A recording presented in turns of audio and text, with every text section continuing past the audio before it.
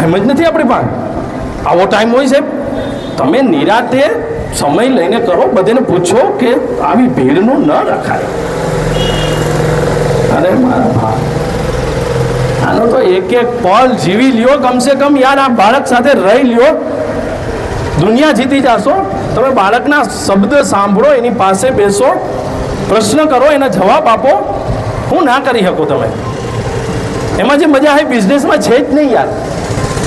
લાખો કરોડોનો ભલે ને બિઝનેસ હો, તમે 5 મિનિટ બાળક પાસે બેસો, તમને શું કહેવાય કે તમે MP MLA ને મળીને આવ્યા ને, મજા ના આવે એમાં. આ મજા આમાં આવે. પણ નથી કરતા આપણે, નથી ઉકલતું. ખબર નહીં શું થાય.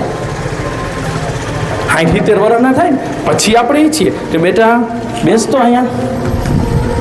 તો બોલો બે નહીં પપ્પા, મારે 1 લાખ રૂપિયા પગાર છે, જવું જ પડશે.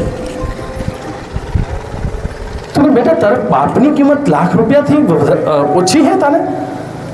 તો છોકરો કહે નહીં, પણ તઈ તમારે સમજી લેવાનું કે 15,000ની કિંમત તારે છોકરાથી વધુ હતી.